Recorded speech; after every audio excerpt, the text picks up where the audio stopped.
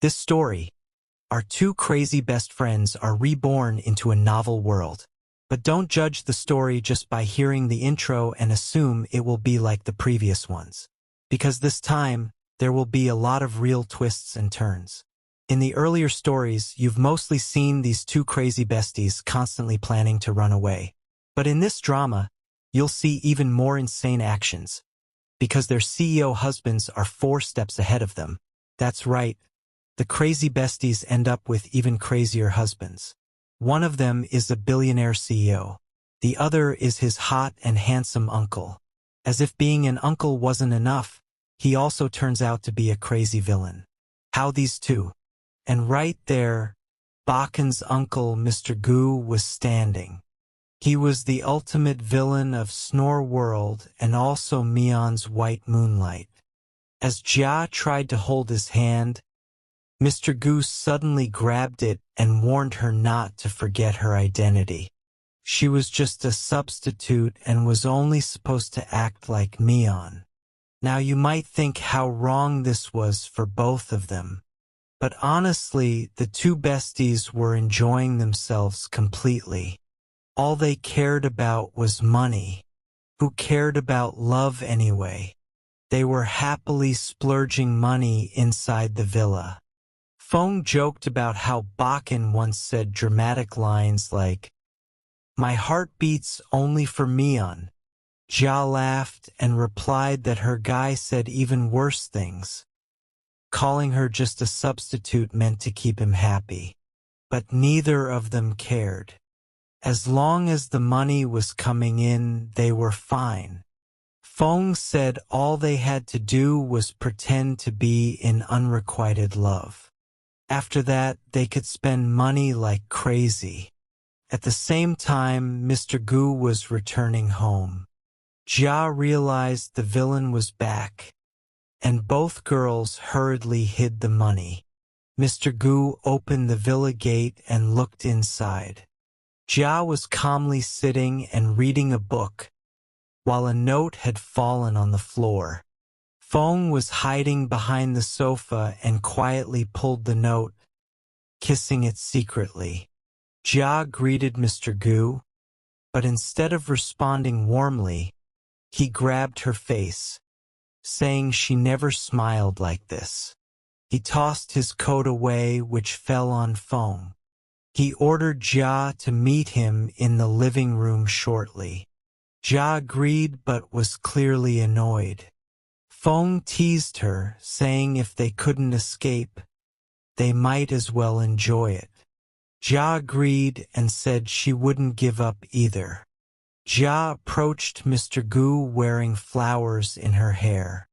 He was playing the piano and staring at her. She asked if something was wrong with her clothes.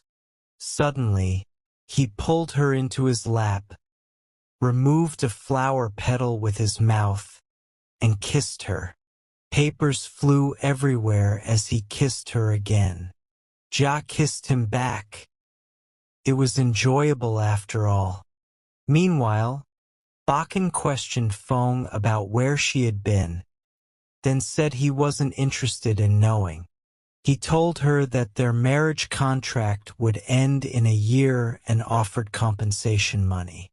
Fong, instead of being upset, happily calculated millions and billions, dreaming of financial freedom. Bakken misunderstood her silence and thought she liked him. Fong asked for another chance, pretending she cared. But Bakken dismissed her, saying the marriage was a mistake arranged by their families. He gave her a credit card with money, saying nothing would ever happen between them. Fong threw the card away dramatically, saying she liked him, not his money. But once he left, she happily picked it up, calling him clueless. She later discovered a message saying Mion had returned. Fong warned Jia that Bakken wanted a divorce because his White Moonlight was back. Both girls realized their endings would be tragic if they stayed. They decided to run away. When both men suddenly appeared and questioned them, Jia made an excuse about exercising. After they left, Jia suggested enjoying life properly before escaping. Later, both men were seen at a bar where Mian arrived and caught everyone's attention. Mr. Gu noticed Jia enjoying herself with male models and dragged her away angrily. Feng tried to defend Jia but froze when Mr. Gu turned around. Bakken was shocked to see Feng there too. Mian mocked them, calling them stand-ins. Feng covered Jia's ears in annoyance. Through fake acting and misunderstandings, both girls managed to escape again. Watching Mr. Gu drink in anger, Jia noted how powerful Mian's return was. Feng joked that fake death was the best escape plan. Back home, their grandmother scolded them and ordered them to leave the Gu family with money. Both girls pretended to be heartbroken, demanding more money, and successfully secured even more. But before they could take the money, the men tore up the checks. Jia immediately clung to Mr. Gu, pretending loyalty. Feng admired her acting skills. Later, the girls secretly discussed how much money they had saved and joked about who would die first. Feng won and decided she would fake her death first. She hid large sums of money under the mattress. Suddenly, Bakken appeared and accused her of kidnapping Mian. Feng panicked internally as the story started changing. Meanwhile, Jia executed Feng's fake death plan, setting up a grave and convincing Bakken that Feng had died in a car accident. Bakken was devastated and realized Feng had truly loved him. Jia cleverly stopped him from opening the ash box, which actually contained dice as a symbol of choices he never made. Mr. Gu later overheard the truth and realized both girls had faked everything. He ordered his men to track everyone they had contacted. The girls were later seen happily enjoying life in a bar, flirting with male models and throwing money around. Soon, both Mr. Gu and Bakken traced them again. A dramatic chase followed, with the girls narrowly escaping multiple times. Jia was injured during a car chase, and Mr. Gu ended up taking care of her, bandaging her wounds. Flashbacks revealed Jia's poor past and struggles.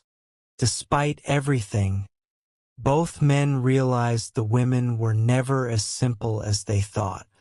The hunt continued, but the girls had already tasted freedom, money, and control over their own lives. Mr. Gu arrived there in an injured condition. He asked her what kind of expression she was making. Was she about to call the police? She replied that he was injured and started applying medicine to his wound. He asked if she wasn't scared. She said the only thing she was scared of was whether he would pay her or not. All the medicines she bought for him needed to be paid for, and she even showed him the scanner. Mr. Gu kept staring at her nonstop. Suddenly, she noticed bodyguards standing behind him. Instantly, she sat on his lap and moved very close to him, tilting her head back and asking the bodyguards what they were staring at. Had they never seen lovers before? Mr. Gu asked if she was trying to help him. She told him not to say anything. This is how short dramas save lives. They would leave soon anyway. The bodyguards asked Mr. Gu if they should leave.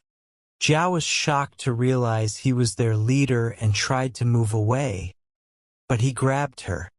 Holding her chin, he asked how much she earned in a month. She said 3,000.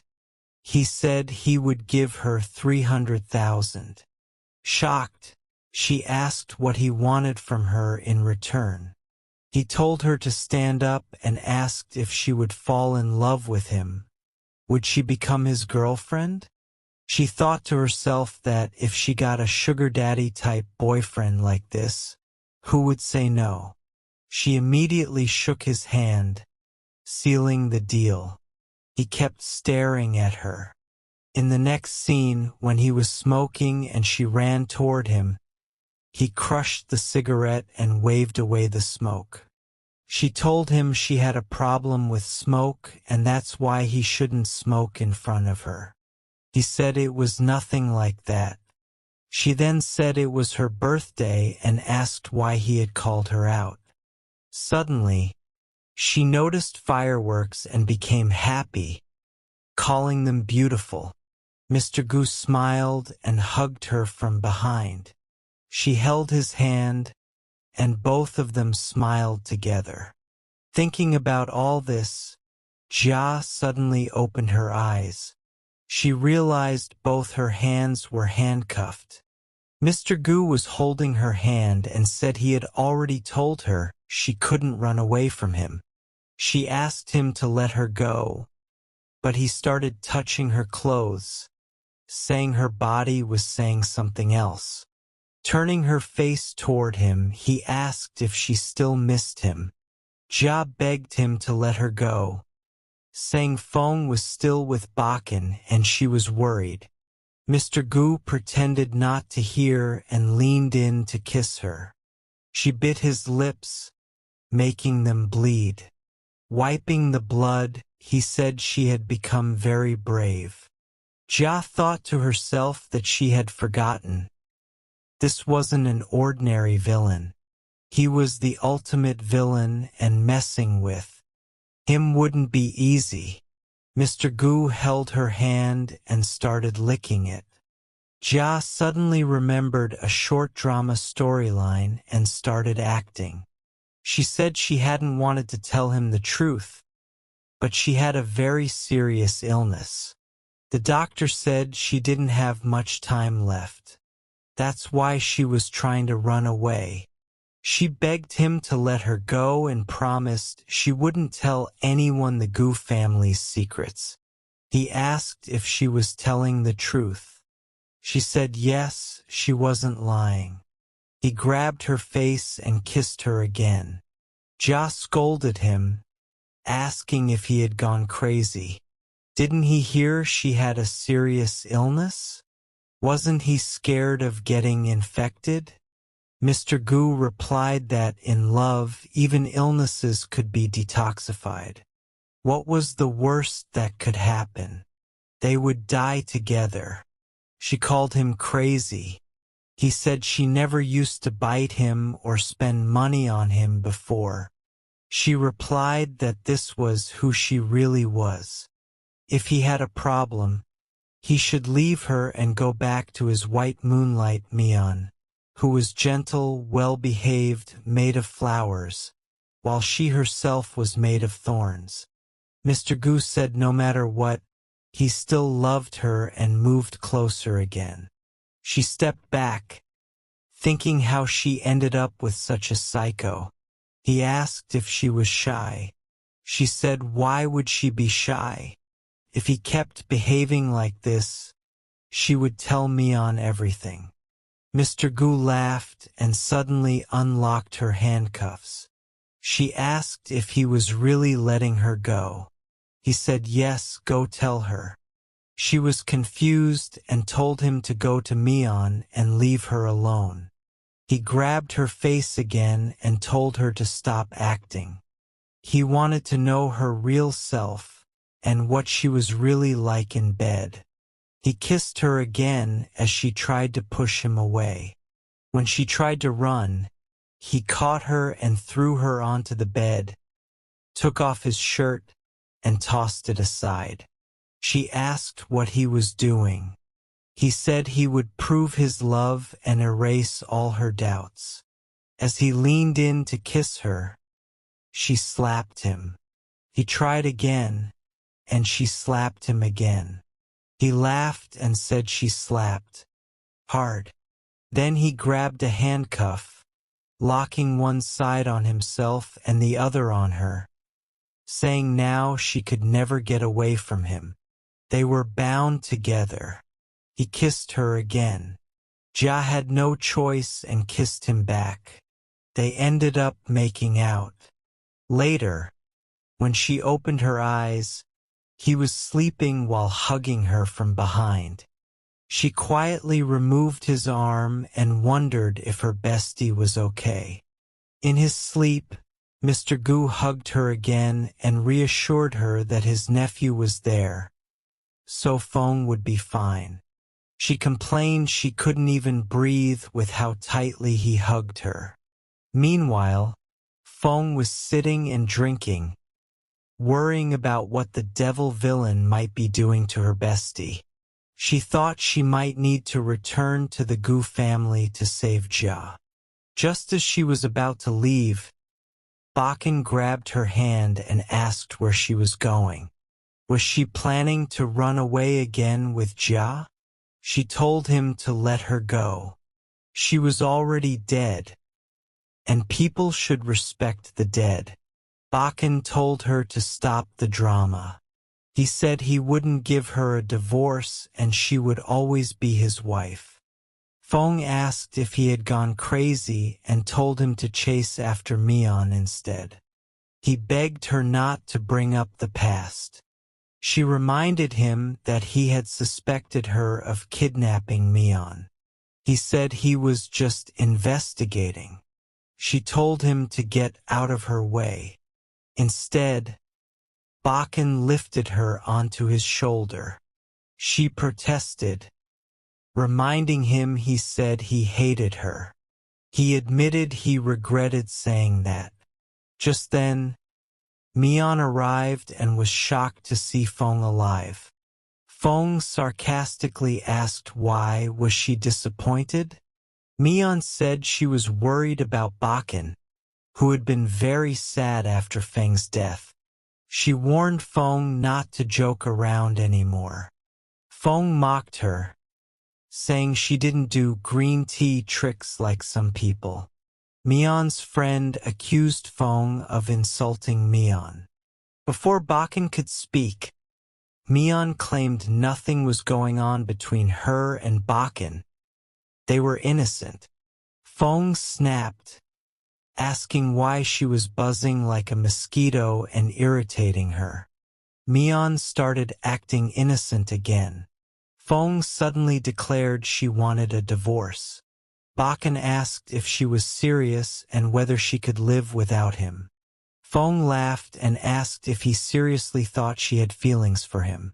She admitted she never liked him and only acted under family pressure.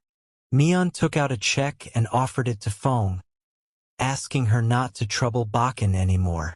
Bakken added that if money was the issue, 50 million would be enough and handed her a card. Fong took it, thanked them, and tried to leave, but Bakken grabbed her hand. Mian said she had already taken the money, so let her go. Bakken refused and dragged Fong away, making Mian furious. Later, Fong hugged Ja from behind while Ja was sleeping. Ja thought it was Mr. Gu and complained angrily, but then realized it was Fong. Both were shocked that they had been caught again. Fong rested her. Mr. Cook arrived there badly injured. Seeing her expression, he said, "Why are you looking at me like that? Are you going to call the police?" She replied, "You're injured," and started applying medicine to his wounds. He asked, "Aren't you scared?" She answered, "I'm scared you won't pay me back for the medicines I bought for you. Make sure you pay. Here's the scanner." Mr. Cook kept staring at her. Suddenly, she noticed bodyguards behind him. She immediately sat on his lap and got very close to him. Turning her head toward the bodyguards, she said, What are you looking at? Haven't you ever seen lovers before? Mr. Cook whispered. Are you trying to help me? She replied softly. Don't say anything. In short dramas, people sacrifice lives like this. They'll leave after some time. The bodyguards asked, Boss, should we leave? Jia was shocked to realize he was their leader. She tried to move away, but he grabbed her and held her chin, asking, How much do you earn in a month? She replied, 3,000. He said, I'll give you 300,000. Shocked, she asked, Why would you give me so much money? What do you want from me? He stood up and said, Fall in love with me. Will you be my girlfriend?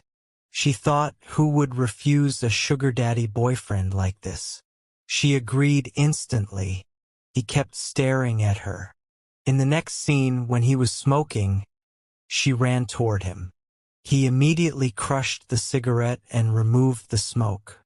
She said, You know I have a problem with smoke. That's why you shouldn't smoke in front of me. He replied, It's nothing. She then said, It's my birthday today. Why did you call me here? Suddenly, she saw fireworks and got happy. He hugged her from behind, smiling. She held his hand and both smiled. Jia suddenly woke up from her thoughts and realized her hands were handcuffed. Mr. Gu was holding her hand and said, I told you, you can't run away from me. She begged him to let her go, but he started touching her clothes and said, Your body says something else. Turning her face toward him, he asked, You still miss me, don't you? She pleaded, Please let me go.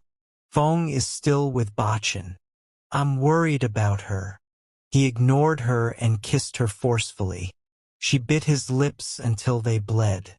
Cleaning the blood, he said, You've become brave. She thought, I forgot. He's not an ordinary villain. He's a crazy villain. Remembering a drama storyline, she acted and said, Actually, I didn't want to tell you this truth. I have a very serious illness. The doctor said I don't have much time left. That's why I was running away. Please let me go. I won't tell anyone your family's secrets. He believed her and kissed her again. She shouted, Are you crazy? I said I'm seriously ill. Aren't you afraid of infection? He laughed. Didn't you hear? In love, even diseases can be detoxified. Meanwhile, Feng was drinking and worrying about Jia.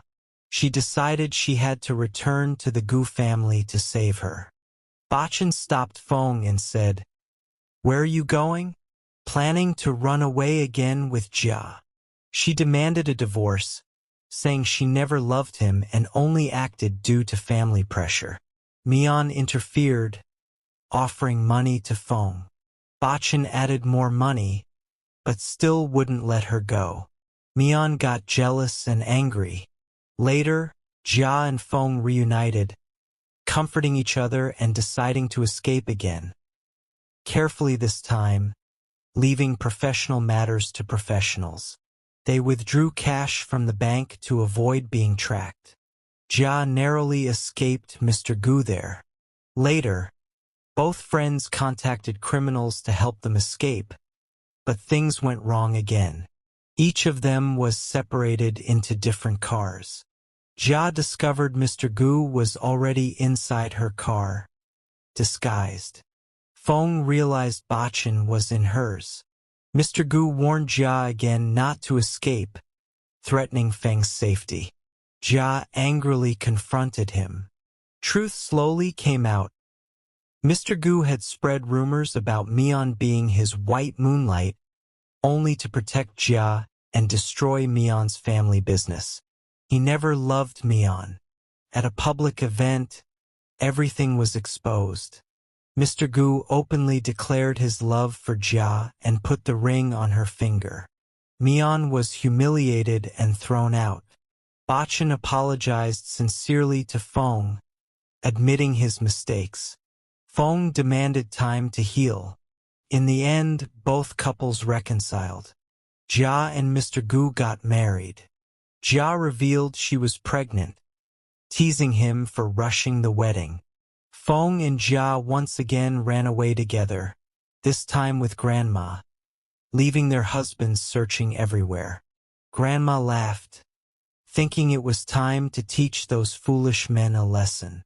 The story ends with chaos, love, madness, and laughter, proving that these crazy best friends would never change.